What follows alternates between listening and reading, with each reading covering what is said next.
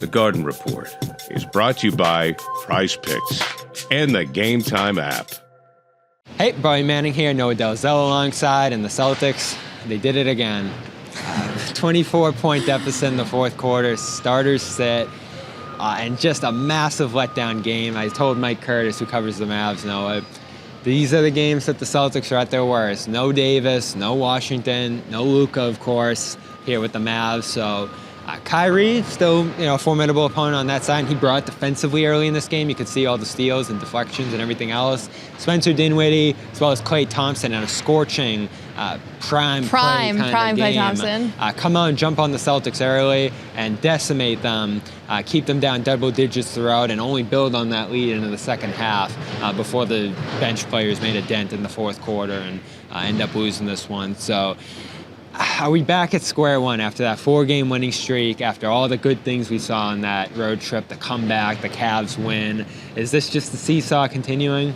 No, we're not back at square one because they've been improving their record. I mean, they won 8 of 11, right? So it's not, you can't just discount all the wins because of a bad game, but you want to see these become fewer and farther between. That's correct, but yeah, you don't want to see this be every other night. And for a stretch there, it was literally win loss, and that's when you're a 500 team, right? If you have one of these games every 7 games, you're in a much different situation.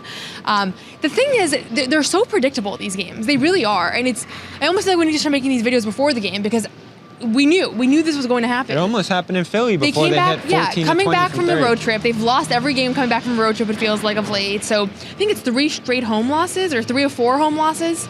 And then teams being down their stars. Like, I guarantee you, Anthony Davis plays today, there's a different level of buzz in this building because then you have the whole Luka Doncic trade and Anthony Davis's debut.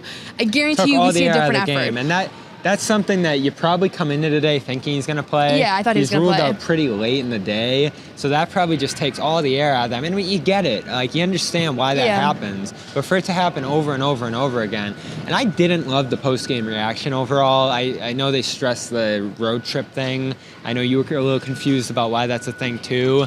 And Jalen said, we're just trying to get to the All-Star break, which I understand, but he and Tatum are going to the All-Star game. Yeah, they're going to have a busy schedule there, too.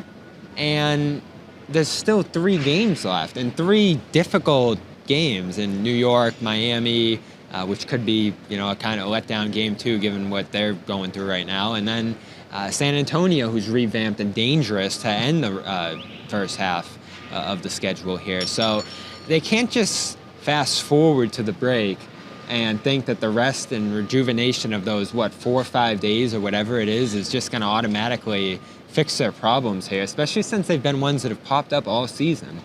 Yeah, I would imagine the break is more mental than anything because guys are going to be still working out, obviously, and then Jalen and Jason are going to be at All-Star break and probably have a million off-court stuff that they have to do as well. So I don't know. I don't know if it's a figure of speech. It's just something they say. Porzingis said it the other night, too. He said, we're just trying to make it to the All-Star break. It's a pretty common NBA trope, I think, at this time of year, to just kind of say that. Might just be something to say. Yeah, I think guys say it around the league. So not reading too much into that, but ultimately, you just want to see them be able to avoid these letdown games against teams that don't have their star players. And unfortunately, in today's NBA, I feel like most of these games, they're missing their star players. Think about how many games we've gotten to a city or a city's come here, and it's like the big matchup we're all excited about doesn't end up happening. Well, you know what the Knicks need to do on Saturday? Sit down Brunson. That's what I would do if I was them. Yeah, that's literally the best way to beat the Celtics. And so you might have a clear path to victory. No, we've joked about that all year. I can't figure it out. There's a lot we're still trying to figure out. And it's not just this season. This has been a thing. Yeah, last year Davis and LeBron sat for LA, and there were a couple other games like that. So a weird one. Is the break going to fix it? Let us know below. Is that going to be that simple, the rest and rejuvenation and reset there? Or are we still looking at some concerns for the Celtics, especially defensively? This is about as worse or as poorly as they've looked. As bad as they've looked, sorry. You need the All-Star break? Yeah, I do. And instead, we're going on the road again. New York Saturday, Miami Monday. That I'll get up for. South Beach trip. And we'll have coverage of it all before the Celtics wrap the first half of the season against the Spurs here next Wednesday. But for now, Celtics lose to the Mavs. They signed Torrey Craig mid-game tonight, so we'll talk about that in our other video. Noah Dalzell, I'm Bobby Manning. We will see you in New York City on Saturday. MSG, Celtics Knicks, 8:30. Hey, Bobby Manning here. If you made it this far, you probably enjoyed this video, so subscribe, turn on notifications, and check out our social media platforms at Celtics CLNS.